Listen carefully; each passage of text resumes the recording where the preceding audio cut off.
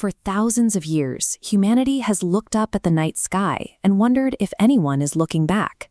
The cosmos is vast, and so far it has been overwhelmingly silent. In 1974, humanity took the offensive. Astronomers aimed the massive Arecibo radio telescope in Puerto Rico at a cluster of stars 25,000 light-years away and fired off a powerful radio signal. The signal was designed by a team of researchers, most notably astronomers Carl Sagan and Frank Drake. They wanted to construct a greeting that an alien intelligence could intercept and decipher. We transitioned from passive observers to active participants, projecting our presence into the void for the first time. To speak to an entity that shares none of our earthly languages or history, Sagan and Drake relied on mathematics, encoding their message in binary, a simple, logical sequence of ones and zeros. This diagram represents the Arecibo Message. It starts counting 1 through 10 in binary. Below, it lists elements required for life: hydrogen, carbon, nitrogen, oxygen, and phosphorus, illustrating our DNA's double helix. Finally, it shows a human figure, Earth's population, and our solar system. This dense packet of data traveled into deep space at the speed of light. For nearly 27 years, Earth heard absolutely nothing in response.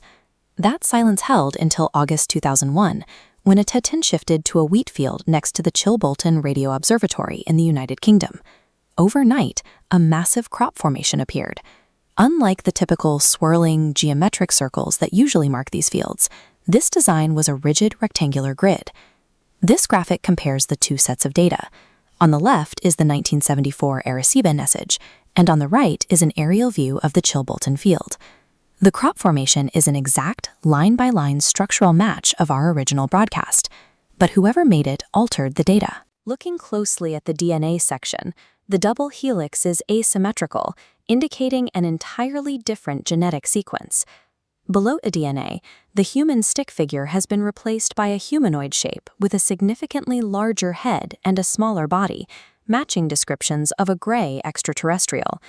And at the bottom, the diagram of our solar system features a different planetary arrangement, highlighting what appear to be the third, fourth, and fifth planets in their system. The precision required to execute this grid overnight in a physical field suggests a deliberate, mathematically coherent response to the transmission we sent decades earlier. Exactly 1 year later, in August 2002, researchers were still analyzing the Chilbolton grid when a second, far more complex formation appeared near Winchester, England. Imprinted in the wheat was the unmistakable, highly detailed face of an extraterrestrial entity. This animation isolates the object the figure appears to be holding, a large, circular disc containing a distinct spiral of geometric blocks.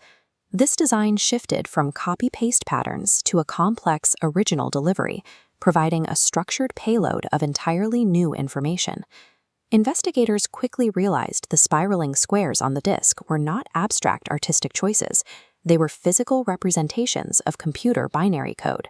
By mapping ones and zeros onto the standing and flattened wheat, programmers translated the sequence into standard ASCII text. It begins, "Beware the bearers of false gifts and their broken promises. Much pain, but still time." The sequence then concludes with a definitive sign-off. "There is good out there. We oppose deception. Conduit closing."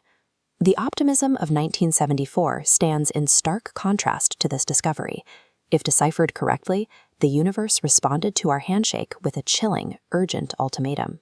Accepting these formations as genuine implies that our fundamental assumption was correct, that binary code can bridge the gap between civilizations separated by light years and biology. But the nature of the conversation took a sharp turn. Our broadcast was a hopeful introduction, while the response reads like a desperate final warning. We are left looking at the stars with two questions. Who exactly sent this reply, and what impending deception are they warning us about? Humanity successfully sent its voice out into the dark.